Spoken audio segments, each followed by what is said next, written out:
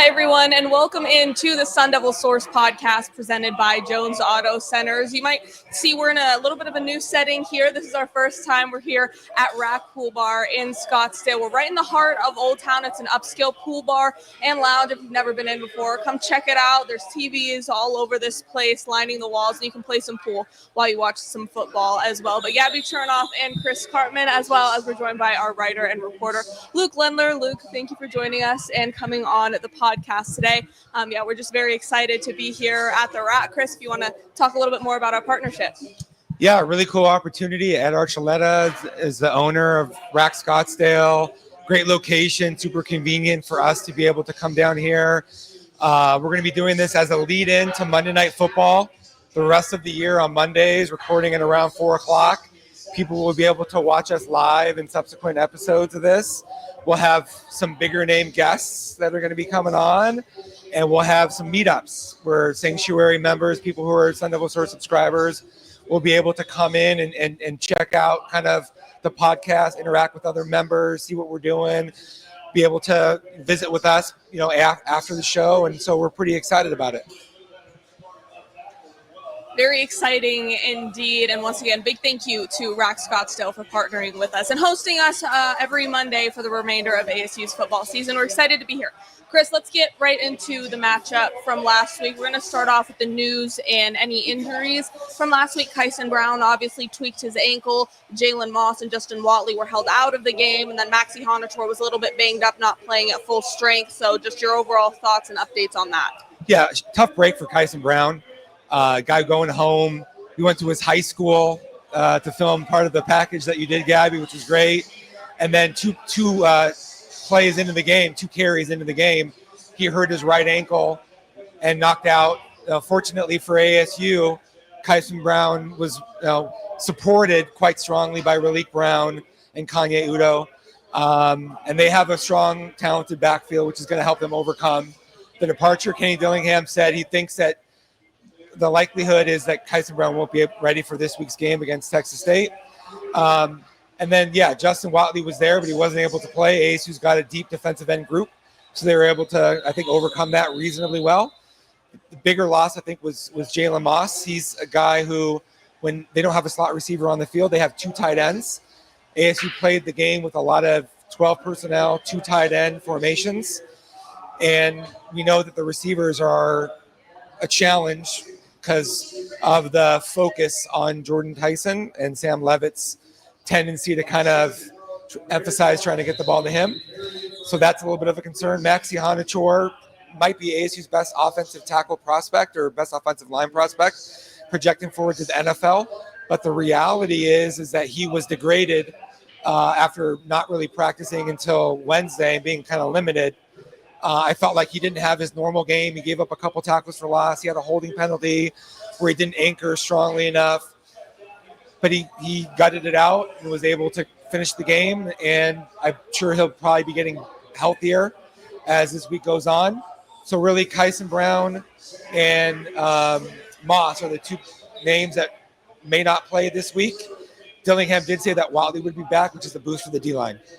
And then a big thing we can't really not talk about this was that Mississippi State environment was insane. I know you said it was one of, if not the loudest you've ever been in. I've only been doing this my second season, so definitely by far the loudest that I've been in. But on the field, I knew it was going to be loud, but it's ear-piercing, standing right in front of a speaker at practice and the horn just starts blaring. Yeah. We've been caught in situations like that a couple times.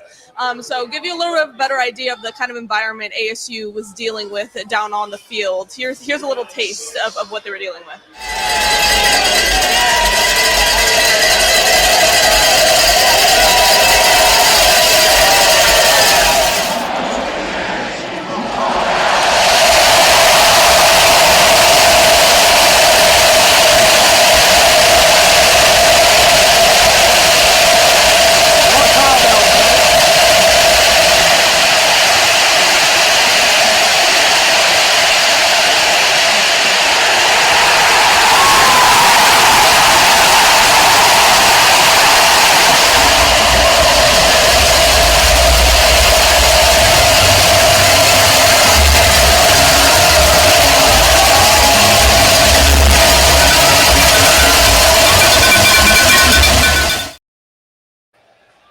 So that's just how loud it was down on the field, and the camera doesn't even do it justice all the way. But you saw in there too, Sam Leavitt was having cadence issues communicating because of just how loud it was. Chris, there was an open press box. You could hear it all as well. What'd you think?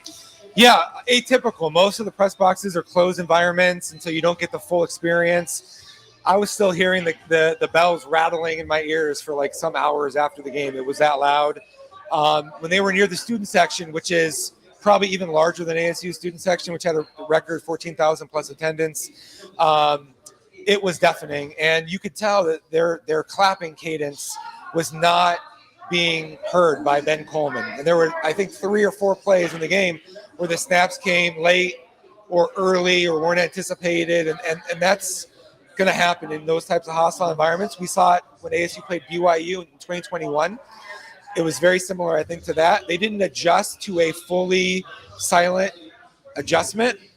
And yet I think that maybe when they were going down to the final couple minutes of the game, and that Sam Leavitt was under center when they had the first goal, second goal, third and goal that they weren't able to complete, being under center is a little bit easier than operating from the shotgun.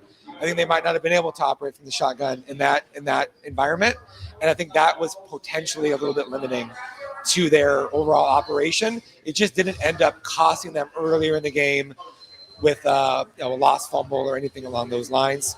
Got to give it to the crowd. Those little cowbells that were being played by the staff members at ASU's practice facility did not remotely do it justice, nor did the audio system that they used to pipe in the sound. It was 10 times louder, maybe. And that's got to be the toughest environment that ASU will play a game in this season. And you have to at least take some solace in the fact that they were able to come back from a 17-point deficit to take a lead late in the game in that type of a setting. Yeah, definitely a very stark contrast between what we were hearing at practice in the dome, the staff ringing the bells, and what was actually going on inside the stadium. But now that we've kind of got that covered, it really cannot be overstated just how loud it was in there. But we'll be back with a little bit more analysis from the game. We know there were some things fans were very concerned about, so we're going to get to all of that after a quick word from our sponsor, Jones Auto Centers. For over 60 years, the Glenn Jones name has been recognized for integrity and honesty. And the Jones Auto Centers in Wickenburg. Jones 430 Valley. Take a nice country drive out to Buckeye. When you're talking about Arizona's best, you're talking about the Jones Auto Group. It's quick, fast, strong. I want to invite you to visit our new facility in Casa Grande and enjoy our country-style way of doing business. We're the Joneses. Welcome back to the Sun Devil Source podcast presented by Jones Auto Centers, an award-winning dealership trusted as an NAL partner for many ASU athletes, including Sam Leavitt and Jordan Tyson. But let's get into what happened on Saturday. 3 big play touchdowns by Mississippi State. The third one obviously ended up costing ASU that game. We're going to go through them one by one, break down for you just what happened. So this is the first one. It's a blown man coverage by Miles Rouser. We'll check it out now. We learned offense under Art Browse at Baylor. Nobody went faster than that Baylor offense. Wide open across the middle. Evans inside the 5. Touchdown. 48. Play. Here's Anthony Evans in the slot. He's just going to run a basic seam route. You have Miles Rouser right here for Arizona State. He is one of, if not the best defensive player for ASU, and this is just a bust. He gets his eyes caught in the backfield. He should be carrying that seam vertical in man-to-man coverage. And there's Blake Chapin and Anthony Evans taking advantage of the miscues by the Sun Devils early. Anthony Evans, they got him involved right. All right, Chris, now we saw that firsthand. Just what did you see as it happened? And then you were able to kind of go back and watch it. Just what happened on that play? Yeah, Mississippi State's up-tempo causes a lot of problems with guys not getting lined up quickly enough, especially after first downs is when you have the biggest problems. ASU flips boundary and field. So Miles Rouser is always going to the shorter side of the field under the boundary, and he was a little bit late getting lined up. You can tell that it's man coverage because the eyes of the defensive players go to the receivers. If they're playing zone at the snap, the eyes are going to be in the backfield at the quarterback. So Miles Rouser's got a man coverage assignment, And he seemed to understand that at the snap, even though it was late to get lined up. But then, as opposed to carrying the route after getting a bump, he let it go. You can't let that go when it's a single high safety. Xavier Alford over the top of that is not going to be able to get to the route in that location. And that's going to be a bust pretty much every time. That's going to go for a big gain. Hard to make a tackle as the deep safety playing center field in that situation. You know that it's man because everywhere across, Javen Robinson, even on that side, comes down into the flat and man coverage. That's just something that can't happen against Mississippi State. And they prepared all week for these types of up-tempo looks where you have to be aware of the RPO concepts and not get caught with your eyes dirty or get caught not carrying the route that you're responsible for. Happened right out of the gate, set a bad tone. Yeah, those RPOs and just that really up-tempo offense are a big part of the identity that makes that Mississippi State team what it is, and it can be very discombobulating, that tempo for the defense to pick up on. But this second play we have, another big play touchdown. It's Javen Robinson. He just gets beat on a go route right into the end zone with ease, so we'll look at that one now. First half for Chapin. And the Mississippi State offense, after going down the field on their first drive, has quieted down, going deep here, and caught! In stride, Brennan Thompson, the fastest player in the country. What an unbelievable job by Brennan. Well, Chris, another explosive big play touchdown just after the first one. Thoughts on that? Tough one. There's no coverage bust on that play. Javen Robinson's playing in press man coverage. He's not trying to get a bump on a reroute in that situation. That's his decision. But Brennan Thompson's one of the faster players in the SEC, 23 miles an hour, which is probably as fast as anybody on ASU's roster. And even though he slipped on his release coming in, he still was able to kind of get by Javen Robinson, stacked him. Robinson wasn't able to catch up. The ball was placed really perfectly by Blake Chapin on the outside shoulder, which is exactly where you want it. That's just a guy getting beat in a bump in a press man coverage. Reality is ASU was hesitant, I think, to go back to that the rest of the game. As a result of that, there was another one later on in the second half that was overthrown. Otherwise, it could have been a very similar type of a result. And when you go up against the speedier receivers that ASU is going to face on the schedule, that's one of the vulnerabilities that you might have. Well, they say third time's the charm. Mississippi State did the same thing, explosive big play touchdown.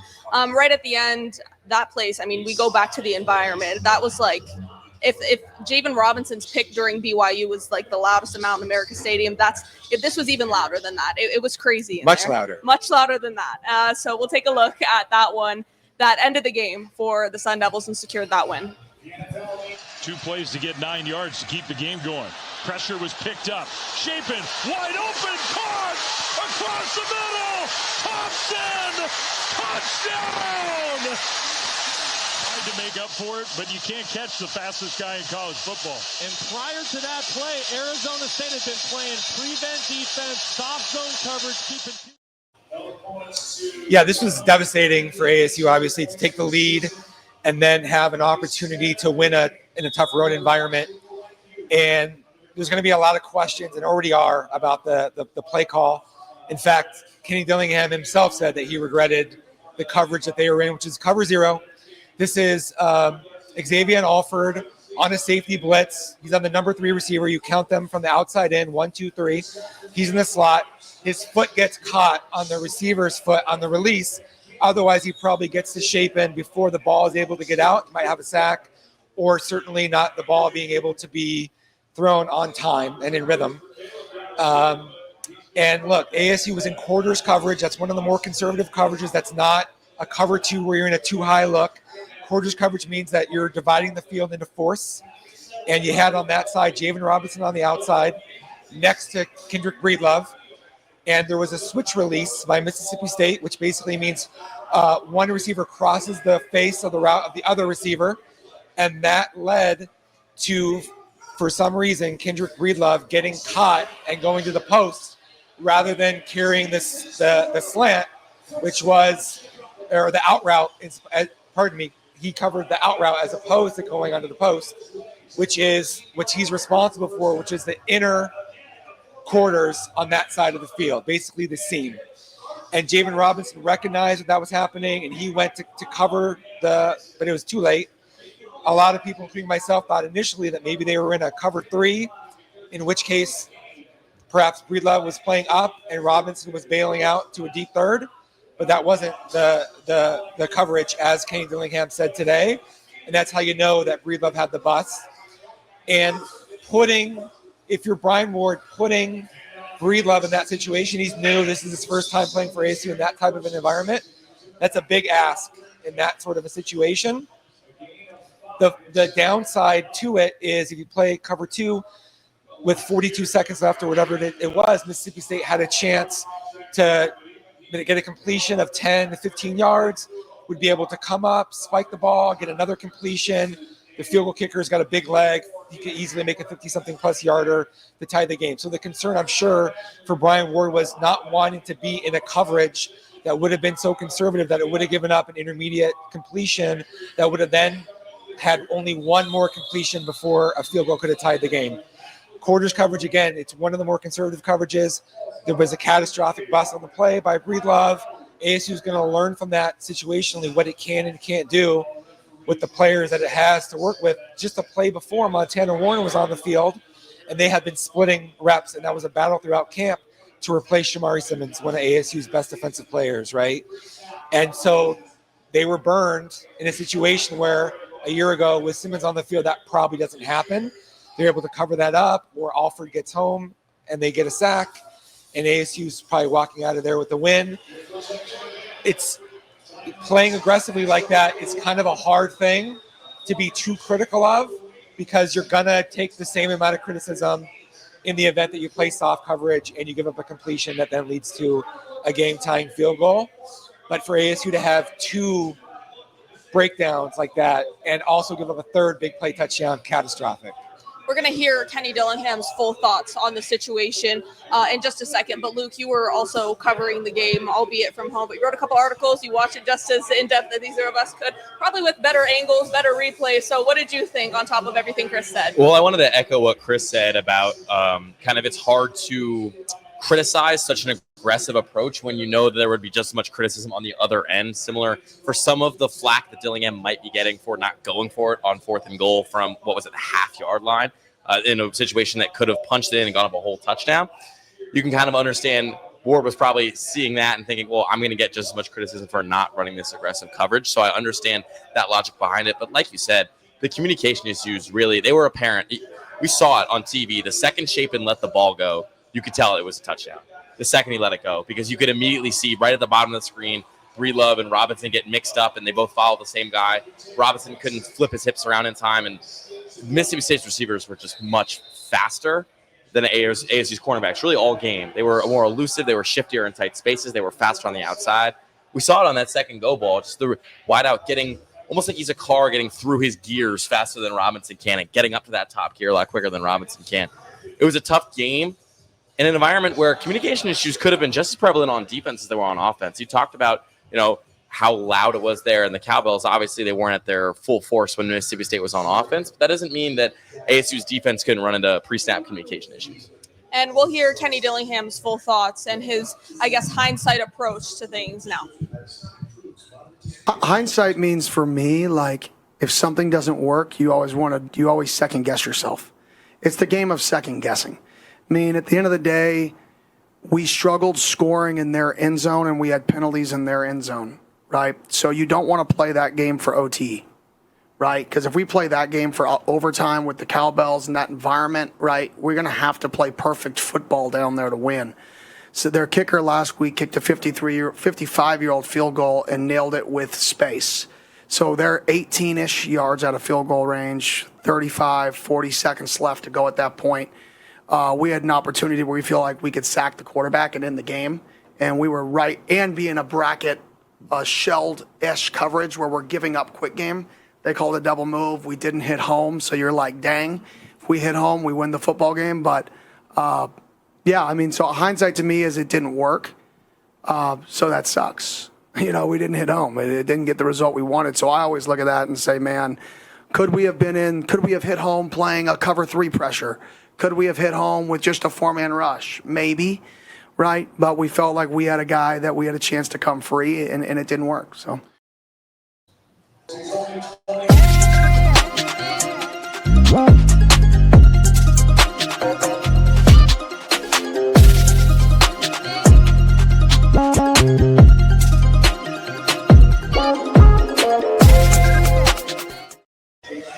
Chris, I'm sure that's amongst many of the things that Kenny Dillingham had to say about the loss on Saturday. But from that clip specifically, just what did you make of everything he said?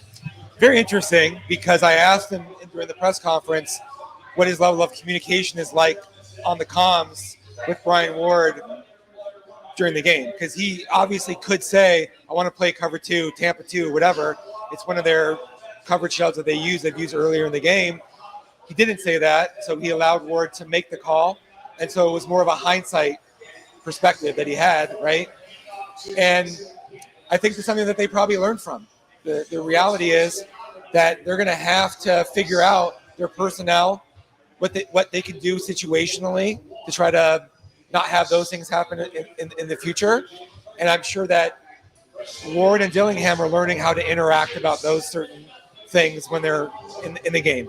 And I think there were some valuable lessons that they could take from this game that they can apply to the Big 12. Because the reality is, Dillingham said at halftime, he told his team at halftime, that was the best thing that could happen to them, being down 17-0 and going through all that, right? And the reason is because they responded extremely well to the adversity.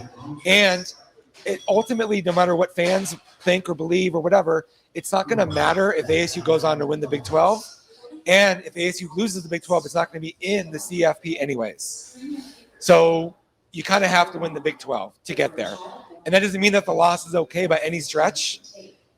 And the reality is that they have things that they need to get better at.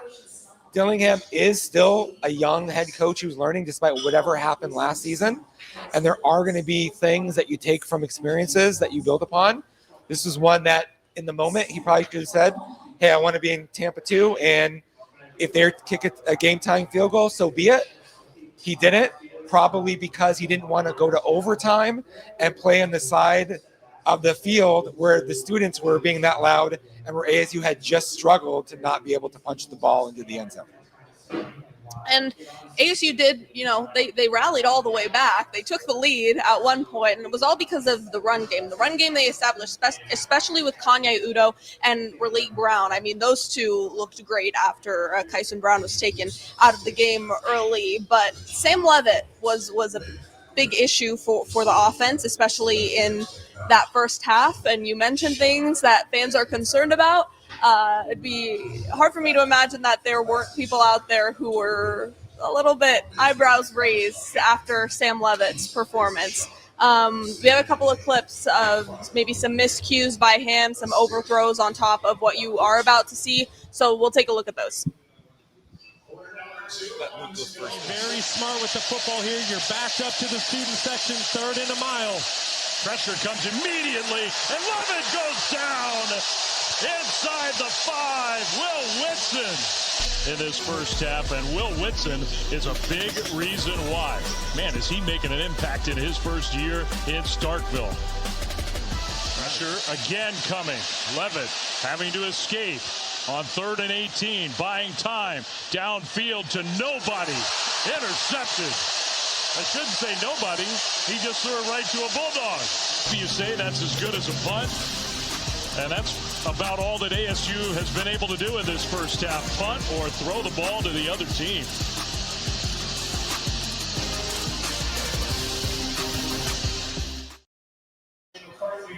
Yeah, and Chris, you and I talked about this in the preview pod, that during training camp, Leavitt was struggling to a point where you and I were starting to raise our eyebrows a little bit. But Dillingham gave him a lot of credit and said, listen, he's just trying these throws in practice. He wouldn't try them in the game. Well, against Mississippi State, there were a couple throws that kind of brought flashbacks of perhaps some errant attempts by him in training camp, particularly on that play that we just saw where he was rolling out to his right. He had Kanye Udo on the backside, didn't see him. He had Jaron Hamilton deep down the field, tried to make the aggressive play, tried to hit the home run ball, wildly underthrows it, and that's the interception. There was a couple times where he kind of scrambled around and couldn't get his eyes in the right spot. He couldn't see the receivers down the field. He couldn't even see some of the checkdowns sometimes. To me, it looked like Leavitt was as much a victim of the environment as really anybody on ASU. You could say Ben Coleman and his snapping struggles, maybe a little bit some pre-snap penalties and issues, but more than anything, it seemed like Leavitt was very much in his own head for a lot of the game and was trying to perhaps play hero ball in a sense that he wasn't going through his progressions. He wasn't making the smart, calculated play, and it showed on the stat sheet after the game. Look, tough environment. You got to come out and make the correct reads and correct throws. Malik McClain is 6'4". He's a tough guy to overthrow. Early in the game, 2 overthrows on Malik McClain wide open. Set your feet, get the ball on target, on time, where it needs to go, get yourself into rhythm. Kenny Dillingham, I respect him because he does a good job at taking the responsibility, even when it's pretty clearly that Sam Leavitt just struggled at a lot of things that he should be able to execute at this point. Why wouldn't ASU's coaches, Arroyo, Dillingham, expect Leavitt to be able to execute those types of throws after what happened last season? Leading ASU to a Big 12 championship season and then having a whole nother year to build upon that seems pretty straightforward. You should be able to make a lot of those reads. He missed on a 4th down, Jordan Tyson on a little hitch. He had Cameron Harper working behind that. Good concept that Arroyo dialed up. Didn't see it. It ended up scrambling for the marker, ended up a half yard short. There were just too many mistakes where I agree he was not following the correct order of receivers that he should be trying to cycle through and or not taking the play that was the easy play. And he's got to make it easier on himself moving forward. Yes, also ASU could make it easier by coming out even more aggressively trying to run the football, which we saw in the second half. Do that in the first half. And also run some little screens like the one that Tyson caught, but he was ahead of the line of scrimmage. Run things like that earlier on. Get the ball to your backs, get the ball to your tight ends, take some easy completions, try to build a rhythm. I understand the coaches are trying to take ownership of it. They don't want to put too much on Sam Leavitt. This is the first time that he's had to deal with this level of expectation, right? Last year, ASU was underdog. It was not expected. They were the team that was not believed to be able to be that good. Now they're in a totally different perspective. He's making a lot of money playing football. He's talked about it as a Heisman candidate, a front runner for Big 12 awards and all that. And maybe that's affecting him in some way. In camp, to what you referred to, I thought a lot of that was ASU's defense being quite good, which it is. I still believe, despite what happened in that game, at 3 plays, ASU shut down the run. Other than that, didn't really give up a lot of explosives. Other than that, you can't give up those catastrophic plays. But they're going to need Sam Leavitt to play much better, spread the ball around more, and not have those types of things happen. We'll see if they're able to do that building into what should be their easiest remaining game on the schedule. And you mentioned Kenny Dillingham really does a good job of taking ownership for anything and everything that happens on his team. You asked him about it after the game in the press conference. This is what he had to say. Yeah, the first half we couldn't get him in a rhythm. It was just they did a good job, coverage-wise, showing like they were going to double a few times. But you got to give, like I said, you got to give that team credit. They played good football. We couldn't get Sam in a rhythm. I got to do a better job getting him in a rhythm because you can't play quarterback if you're not in a rhythm, right? It's really hard to say save us on 3rd down, right? So we got to be better there. Then in the first half, like I said, too many 3rd and longs. And you can't just say get us out of it on 3rd and long every single time, right? We got to get the 3rd and manageables more. Like about Kenny Dillingham as a coach is he's very accountable. And what that does, I think, is when you take ownership, it gives your players and the people who work for you, the other coaches and staff members, a permission structure to also be accountable for their mistakes. I'm sure that the ASU staff is having a lot of conversations with Sam Leavitt about the things that he needs to do to be better. But the reality is that ultimately it is the coach's fault because they're calling the plays, they're putting their players in the situations that they're in the games. When we saw ASU had the ability to come out and run 8 straight run plays to score a touchdown on its first drive of the second half against the same type of defensive looks that ASU played against in the first half, that to me was a cue that should have been more of the approach, and that perhaps ASU's coaches overestimated what they thought Leavitt would be able to accomplish in that game and generally coming into the season. And now they're having to make a course correction after 2 games that you shouldn't really have to make. You should be attuned to that coming into the season. And potentially, maybe that was giving him a little bit too much freedom and or credit that he wasn't quite ready for, that they needed to build him up especially after the departure of Cam Scadaboo and some of the other changes that they have, like Leaf Valtanu not being at center, helping out with your protections calls and all that. Having Ben Coleman at center, having a new running back, that creates a very different operation for a quarterback that on top of the pressure and the added sort of responsibility, I think has caused Sam Leavitt to kind of have a very poor start to the season. Well, despite Sam Leavitt's poor start, despite the loss on Saturday, there's always a couple good plays, a couple good things to look at. So we will be back with our Sly Moves of the Week presented by Drink on the Sly after a quick word from them.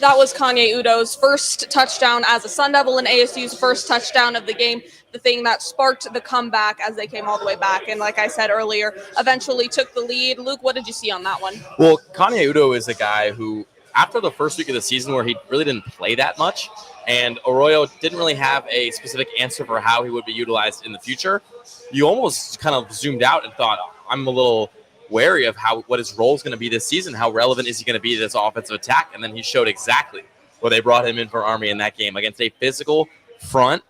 He was punishing with every run. Everything that was on the scouting report was put on full display, especially in that second half against Mississippi State. And again, it says a lot, particularly that performance by Udo, who eclipsed 100 yards, and Raleek Brown, who eclipsed 100 yards. It says a lot about the depth of that position behind Kyson Brown, who was knocked out with the injury. You know, a lot of people have talked about how deep this room is, but this game against Mississippi State was really where we saw the most of it in action. Yeah, I hate to say it, but Kyson Brown is going to have a harder time getting as many snaps as he did, because not only was Kanye Udo good, which was not anticipated he was going to play that much, but Raleek Brown played really well. Both over 100 yards individually. I said going into the game, if ASU had 200 rushing yards, ASU was going to win the game. Should have happened. Mississippi State was well under 100 rushing yards. When you dominate the point of attack to that degree, you should win the football game. And that's, I think, disappointing, but also the silver lining component of it is that Kanye Udo adjusting from a flex bone triple option scheme at Army going into ASU style of play was an adjustment that he's now catching up on. And Raleek Brown having added 10, 15 pounds and running well inside, that validates, I think, the perspective that we had and that ASU's coaches had about the depth of that room and how talented that they actually are. And we knew that it was probably going to take a while to sort out the roles. And now we saw that that's a legitimate thing. But also, Cam Scadaboo, you're never going to fully replace Cam Scadaboo. But how well that those guys played is a very bright spot, especially because it allows ASU to game plan moving forward to try to take a little bit of the pressure off Sam Leavitt and put a little bit more onto the backs of their offensive line, tight ends who are good blockers in the run game, and also whoever's behind the quarterback. And then our Sly defensive move of the week, Clayton Smith had 2 sacks on the night against Mississippi State. Here's one of them.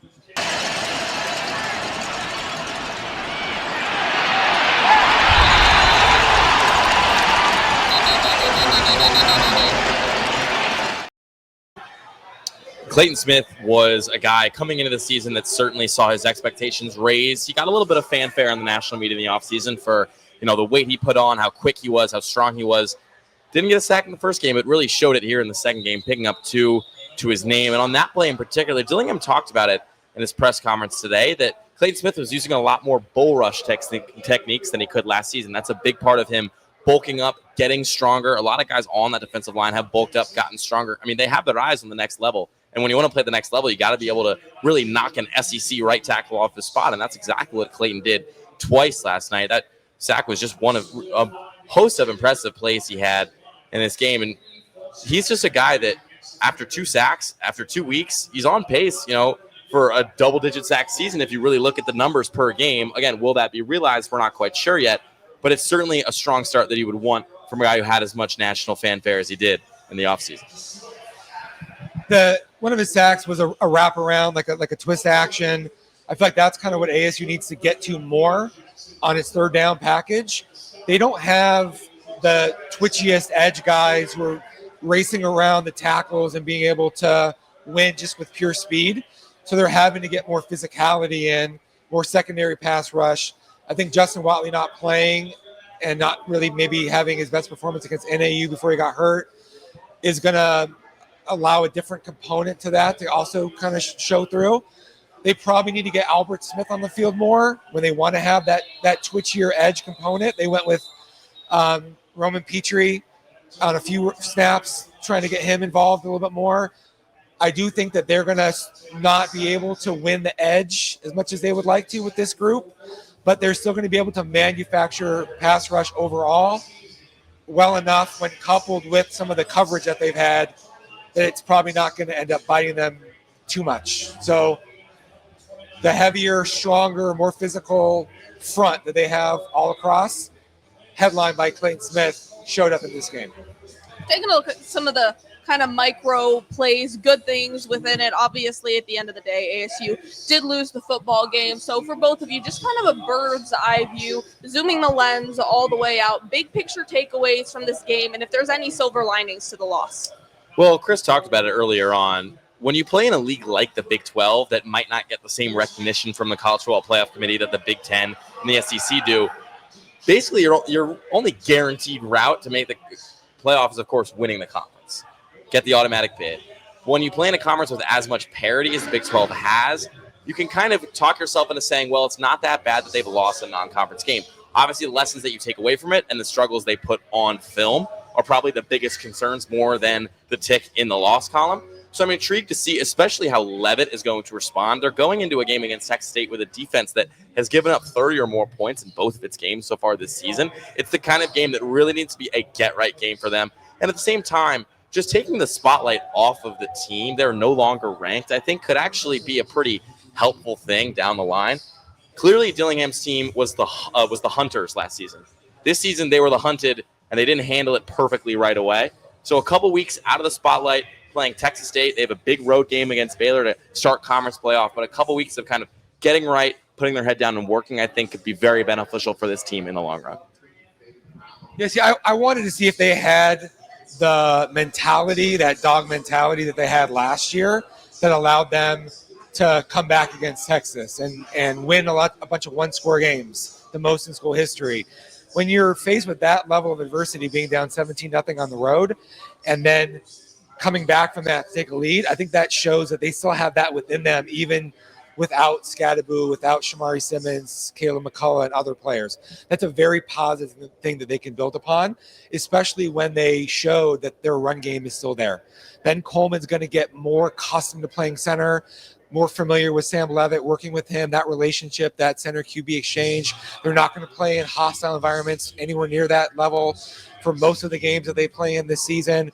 They're going to figure out a way, I think, to get the ball to Malik McClain, Shamal Mateer, to their running backs a little bit more. Marcus Arroyo is going to understand where Sam Leavitt's at, what he's really capable of at this point. I think these coaches they didn't achieve what they did last year without it being a very well-coached team to make that happen. And we saw dramatic improvements throughout the season. My expectation is we're going to see them have strides that happen this year that maybe not quite as much because of how much they have that are returning, but I think they're going to play much better football as the weeks go on. And I agree that a loss in the non-conference, having that happen then versus against Baylor or against TCU is a dramatically better situation. Those teams are very good, and they're going to have to play much better to expect to have any sort of comfort in those games late in the fourth quarter. But the bottom line is they're going to learn a lot from this. And one thing that they did already learn is that they have that resolve, that intensity, that fuel to still drive them from a competitive standpoint. And I'm sure after seeing players watch the field with the goalposts being carried off and the storming of that has to hit you in a place where you don't want that to happen again. And you're going to come out with a renewed effort, focus, and intensity that I think will springboard them into the remaining schedule. Luke, I really like that point you made. I think it's a really interesting one at that you go from being the hunter to being the prey, and you're all of a sudden in the spotlight. So I think definitely a reset week for ASU as they prep for Texas State and then have another week prior to going on the road for that Big 12 season opener against Baylor. Before that Texas State game, though, you've been doing, of course, all the research and writing all about that as well. Before we get into that, we do just want to thank a couple more of our sponsors. We have El Bandito Yankee Tequila, which is sold at Devil's Liquor. It's just off of Apache and McClintock. We want to thank them for their partnership, as well as Devil's Vodka, also available at Devil's Liquor. Chris, if you want to talk a little bit more about the partnership there. Yeah, you can get all the products on our show except for the Ford. You're not going to get a Ford at Devil's Liquor, but you can go get Devil's Vodka, El Bandito Yankee Tequila. You can pick up a case of Sly. It's been really cool to see fans on the Devil Sanctuary visit drinkonthesly.com via the QR code that we have. There have been a half dozen or more referral sales already from the first episode. There have been some really good feedback. So that's really exciting. All of these companies are here in front of us, so you can check them out. Sly's a beverage that I think is different in the marketplace. It doesn't have caffeine, sugar. You're not going to get the jittery thing, but it's a vibes-based beverage, melatonin for sleep. There's a boost one that has some natural things, and then there's a chill. And they come in 6-7 different flavors. Really enjoy it, or you can use it as a mixer if you want to kind of combine the things that we got going on. Hey, if you're the ultimate Sun Devil Source fan and supporter, come over to Rack. You can get a mixed drink with Sly and with El Bandito Yankee Tequila or Devil's Vodka. Get a mixed drink there. Come out, support the Rack, and sip on your favorite beverage. Or, in a case like another game like Saturdays, if you're an ASU fan, maybe make yourself a mixed drink to take the edge off there. But if you are an ASU fan, you're hoping that's not the case for this upcoming Saturday against Texas State. So, Luke, I'll circle back there. Just kind of your big overlooked, the first look kind of preview to what ASU might see against Texas State. Yeah, so the Bobcats gave ASU a pretty good run for their money last year in a game where a lot of Sun Devil fans, after the final whistle blew, despite the win, were thinking, wow, I don't know if this team has what we might think it had. Obviously, they ended up having a very, very successful season. And looking at the final score of last year's game, you're thinking, okay, we're going to get that same gritty style. Well, actually, no. Texas State lost their starting quarterback, their offensive coordinator, and a large chunk of their defense, which has really been put on display for their first two games so far. Both wins over Eastern Michigan and UTSA. Actually, the first time the Bobcats have ever won at the Alamo Dome in program history between those two teams out in West Texas. But that defense really has not been the bright spot that it was last year. Dillingham talked about it after the NAU game. He said NAU runs a lot of exotic stuff that we saw Texas State run last year. They still run a lot of exotic stuff. They're very, very aggressive in their 4-2-5 scheme. They play a lot of cover 3, but with that aggression comes a lot of explosive plays given up in the run game. Not a lot of explosive plays given up in the pass game. And when you go back and you watch that game against UTSA, Owen McCown, the UTSA quarterback, he's a lefty, and he was slinging around out there like Steve Young. He was doing a really good job hitting outside the numbers for a lot of these passes, quick out routes, quick hitters, not a deep down the field thrower, not a defense that's going to get up a lot of big plays down the field. In the run game, meanwhile, McCown was getting pretty shifty with his legs, something that I'm sure Leavitt will love to take advantage of in this matchup. But this is another game where you saw this running game we keep talking about after the Mississippi State game could have another feast, could have another game with two running backs over 100 yards apiece, because this is a defensive line that is quick but is not on the strongest side. On offense with the Bobcats, they brought in 3 transfer quarterbacks, and redshirt freshman Brad Jackson beat them all out. He was in the program last season, he knows the system pretty well, and he's a very, very good thrower against the blitz. We saw ASU being aggressive towards the end of the game. I'm sure they might want to stay away from that in this matchup for the most part, because when blitzed, or even just pressured. He is a 90.3 PFF grade, one of the best numbers in the country in that like niche statistic of when he's blitzed, when he's pressured. However, when you get a good run on him with a 4-man front, that PFF grade drops basically in half, 45.7 with pressure with a 3 or a 4-man front and no blitz. That's something with having Justin Watley back. We just mentioned Clayton Smith and how much he has looked like a dominant defensive end, or at least he had a very dominant performance against Mississippi State. Those are two players that could be big difference makers in ASU's matchup against them. Now, in my opinion, maybe one of the best names in the country, wide receiver Bo Sparks. Just a great, he's just like his name sounds. He's a spark plug guy. He's barely 6 feet tall, but he's quick. He is their best downfield threat for an offense that hits a lot of explosive plays, particularly up the sideline. He had a 70-yard catch against UTSA. Texas State was pinned all the way back inside their 5 after a great punt from the Roadrunners punter, but on the first play, Jackson hung in there against the blitz like he has a lot this season and delivered a strike down the sideline to Sparks. 70-yard play, they score on that drive, just one of the 40-plus points they put up in that matchup. This is a team that is very exotic, like Dillingham said. They're very hit or miss, boom or bust.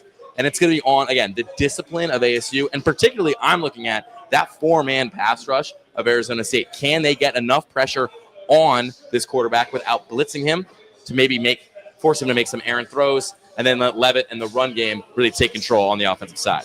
And Chris, you were at that Texas State game. It was an away game last year. And after that game, it kind of, ASU barely made it out alive of that one. And during the game, ASU fans were probably feeling a little bit similar to how they are now after week 2. So just what do you remember from that game, and what can we expect heading into this weekend? Super aggressive defensive front for Texas State. Their gap cancellation, they're really trying to play with quicker, lighter defensive linemen, get into the backfield, be disruptive.